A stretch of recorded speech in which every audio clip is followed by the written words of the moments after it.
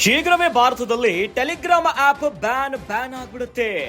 ಖ್ಯಾತ ಸಾಮಾಜಿಕ ಜಾಲತಾಣ ಟೆಲಿಗ್ರಾಮ್ ಭಾರತದಲ್ಲೇ ಬಂದ್ ಆಗುವಂತ ಸಾಧ್ಯತೆ ಇದೆ. ಟೆಲಿಗ್ರಾಮ್ ಆಪ್ ವಿರುದ್ಧದ ಆರೋಪಗಳು ಸಾಬೀತಾದ್ರೆ ಬ್ಯಾನ್ ಆಗೋದು ಫಿಕ್ಸ್. ಟೆಲಿಗ್ರಾಮ್ ಆಪ್ ಬಳಕೆ ಮಾಡಿ ಸುಲಿಗೆ ಮತ್ತು ಜೂಜಾಟಗಳು ಹೆಚ್ಚಳ ಆಗ್ತಾ ಇದೆ. ಏನೋ ಕಾನೂನು ಬಾಹಿರ ಚಟುವಟಿಕೆಗಳ ವೇದಿಕೆ ಆಗ್ತಾ ಇದೆ ಈ ಒಂದು ಟೆಲಿಗ್ರಾಮ್ ಆಪ್. ಟೆಲಿಗ್ರಾಮ್ ಮೂಲಕ ಹನಿ ಟ್ರ್ಯಾಪ್ ದಂಧೆ ಬಗ್ಗೆ ಹೆಚ್ಚಿನ ದೂರುಗಳು ದಾಖಲಾಗ್ತಿದೆ. ಅಪ್ರಾಪ್ತರ ಮೇಲಿನ ದೌರ್ಜನ್ಯಗಳು ಟೆಲಿಗ್ರಾಂನಲ್ಲಿ ಹೆಚ್ಚು ಹಂಚಿಕೆಯಾಗ್ತಿದೆ. ಟೆಲಿಗ್ರಾಂನಲ್ಲಿ ಮಾದಕ ವಸ್ತು ಕಳ್ಳ ಸಾಗಣೆ, ಸೈಬರ್ ಬುಲ್ಲಿಂಗ್, ಉಗ್ರವಾದ ಉತ್ತೇಜನ ಆಗ್ತಾ ಇದೆ. ಟೆಲಿಗ್ರಾಂನಿಂದ ದೇಶದಲ್ಲಿ ಹೆಚ್ಚಾಗ್ತಾ ಇದೆ ಕಾನೂನು ಬಾಹಿರ ಚಟುವಟಿಕೆಗಳು. ಅಪರಾಧ ಚಟುವಟಿಕೆಗಳಿಗೆ ನೇರ ಮತ್ತು ಪರೋಕ್ಷವಾದಿ ವೇದಿಕೆಯನ್ನ ಕಲ್ಪಿಸ್ತಾ ಇದೆ ಈ ಒಂದು ಟೆಲಿಗ್ರಾಮ್. ಟೆಲಿಗ್ರಾಂನಿಂದಲೇ ಯುಜಿಸಿ ನೀಟ್ ಪರೀಕ್ಷೆಯ ಪತ್ರಿಕೆ ಸೋರಿಕೆಯ ಆರೋಪ ಇದೆ. ಟೆಲಿಗ್ರಾಮ್ ಮೂಲಕ 5,000ದಿಂದ 10,000 ರೂಪಾಯಿಗೆ ಪ್ರಶ್ನೆ ಪತ್ರಿಕೆ ಮಾರಾಟ ಅಂತೆ. ಭಾರತ ಸೇರಿದಂತೆ ಹಲವು ದೇಶಗಳಲ್ಲೂ ಟೆಲಿಗ್ರಾಮ್ ವಿರುದ್ಧ ದೂರುಗಳು ಹೆಚ್ಚಾಗ್ತಾ ಇದೆ. ಫ್ರಾನ್ಸ್ನಲ್ಲಿ ಟೆಲಿಗ್ರಾಮ್ ಸಿಇಒ ಬಂಧನದ ಬೆನ್ನಲ್ಲೇ ಭಾರತದಲ್ಲೂ ಈಗ ಆರೋಪಗಳು ಕೇಳಿ ಬರ್ತಾ ಇದೆ. ಟೆಲಿಗ್ರಾಂನ ಮಾಡರೇಷನ್ ನೀತಿಗಳು ಅಪರಾಧ ಚಟುವಟಿಕೆ ತಡೆಯುವಲ್ಲಿ ವಿಫಲ ಆಗ್ತಾ ಇದೆ. ಈ ಸಂಬಂಧ ಭಾರತದಲ್ಲಿ ಉನ್ನತ ಅಧಿಕಾರಿಗಳಿಂದ ಸತತ ಪರಿಶೀಲನೆ ಆಗ್ತಾ ಇದೆ. ತಜ್ಞರ ವರದಿ ಮತ್ತು ತನಿಖಾ ಅಧಿಕಾರಿಗಳ ಅಭಿಪ್ರಾಯದ ಮೇರೆಗೆ ಟೆಲಿಗ್ರಾಮ್ ಬಂದ್ ಆಗುತ್ತೆ.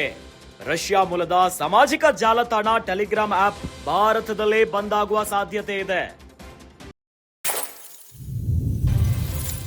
ಶೀಘ್ರವೇ ಭಾರತದಲ್ಲಿ ಟೆಲಿಗ್ರಾಮ್ ಆಪ್ ಬಂದ್ ಆಗುವಂತ ಸಾಧ್ಯತೆ ಇದೆ. ಸಾಮಾಜಿಕ ಜಾಲತಾಣಗಳ ಪೈಕಿ ಟೆಲಿಗ್ರಾಮ್ ಬಹಳ ಫೇಮಸ್ ಆಗಿದೆ. ಆದ್ರೆ ಈಗ ಅದರ ವಿಚಾರಗಳು ಕೇಳಿ ಬರ್ತಾ ಇರುವಂತದ್ದು ಅದರ ಒಳ್ಳೆ ವಿಚಾರಗಳಲ್ಲ. ಸಾಲು ಸಾಲು ಆರೋಪಗಳು ಕೇಳಿ ಬರ್ತಾ ಇದೆ ಟೆಲಿಗ್ರಾಮ್ ವಿಚಾರಕ್ಕೆ ಸಂಬಂಧಪಟ್ಟಂತೆ.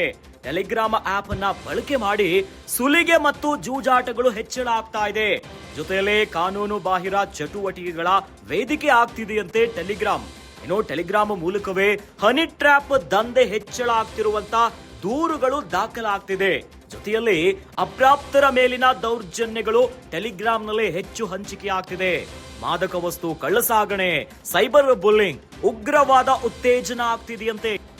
ಹೀಗಾಗಿ ಈಗ ಟೆಲಿಗ್ರಾಮ್ ಭಾರತದಲ್ಲೂ ಕೂಡ ಬಂದ್ ಆಗುವಂತ ಸಾಧ್ಯತೆ ಇದೆ. ಎಲ್ಲಾದ್ರೂ ಅಪರಾಧಗಳ ಏನೇನು ಆರೋಪಗಳು ಕೇಳಿ ಬರ್ತಾ ಇದೆಯಲ್ಲ ಇವೆಲ್ಲವೂ ಕೂಡ ಸಾಬೀತಾದ್ರೆ ಭಾರತದಲ್ಲೂ ಕೂಡ ಟೆಲಿಗ್ರಾಮ್ ಬಂದ್ ಆಗುವುದು ನಿಶ್ಚಿತ ಆಗಿಬಿಟ್ಟಿದೆ.